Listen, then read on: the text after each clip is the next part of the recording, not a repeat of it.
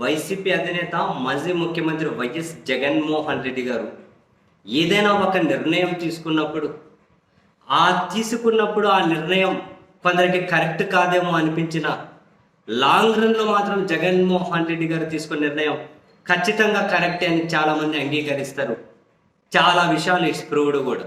సరే, ఎన్నికలకు సంబంధంగా రాజకీయంగా తీసుకున్న కొన్ని నిర్ణయాలు అవి ఒకసారి విజయవంతం అవ్వచ్చు, ఒకసారి కాకపోవచ్చు. అపార్ట్ ఫ్రమ్ దట్ ఓవరాల్గా రాష్ట్ర భవిష్యత్తును దృష్టిలో పెట్టుకునేనా, ప్రజల భవిష్యత్తును దృష్టిలో పెట్టుకునేనా, ఇప్పుడు జగన్ గారు ఒక ముఖ్యమంత్రిగా తీసుకున్న నిర్ణయాలైనా, ఒక రాజకీయ పార్టీ అధ్యక్షుడిగా తీసుకున్న నిర్ణయాలైనా, రాజకీయంగా ఆయన తీసుకున్న నిర్ణయాలు ఆయనకు వాళ్ళ పార్టీకి ఏమైనా ఇబ్బందికరంగా పరిణమించి ఉండొచ్చు, కానీ ఓవరాల్గా సమాజానికి అయితే అవి ఇబ్బందికర పరిస్థితులు ఖచ్చితంగా తీసుకురాలేదు. మనం కరాఖండిగా చెప్పవచ్చు.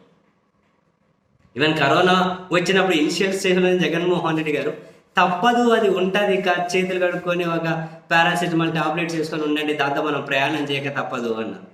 ఇంకా అంతే, అదే మామూలు దగ్గు మామూలు జలుబులాగా కంటిన్యూ అయిపోతుంది. లాస్ట్కి వచ్చేసరికి అందరూ అదే మాట చెప్పేసి ఇంకా వాళ్ళ కార్యకలాపాలు మళ్ళీ వాళ్ళు ప్రారంభించుకోవాల్సి వచ్చింది. ఇదొక్కటే అని కాదు, చాలా నిర్ణయాలు.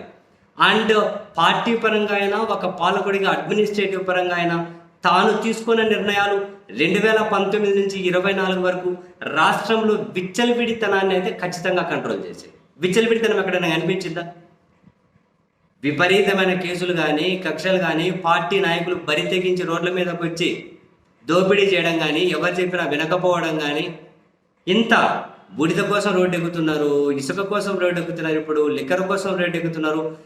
పాలకులు అధికార పార్టీలో ఉన్న వాళ్ళే ఆధిపత్యం కోసం లిక్కర్ మాఫియా, శాండ్ మాఫియా అని చెప్పి వాళ్ళతో వాళ్ళు చంపుకుంటున్నారు.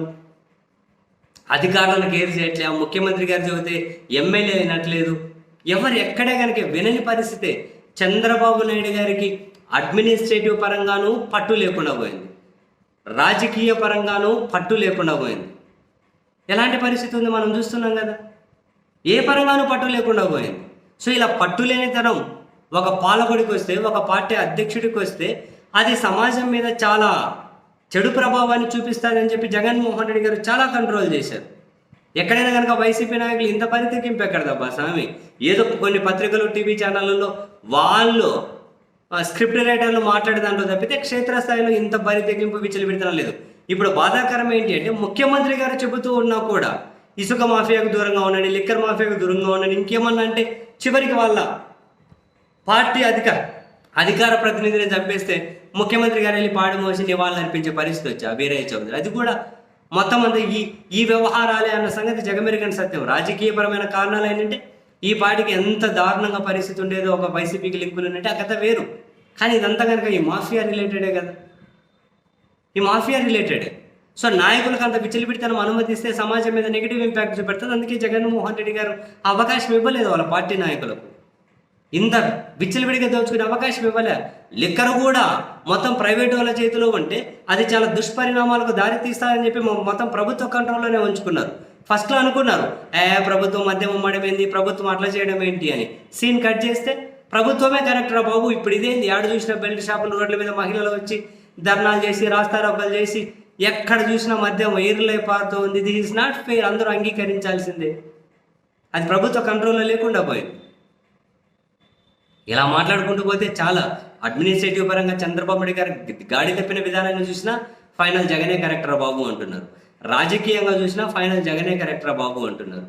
పాలన పరంగా చూసినా ఫైనల్ జగనే కరెక్టరా బాబు అంటున్నారు. ఏ నిర్ణయాన్నైనా జగన్మోహన్ రెడ్డి గారితో కంపేర్ చేసుకుంటూ ఉంటే జగనే కరెక్ట్ అనే నిర్ణయానికైతే చాలా మటుకు ఆంధ్రప్రదేశ్ సమాజం వచ్చినట్లే చాలా స్పష్టంగా కనిపిస్తూ ఉంది.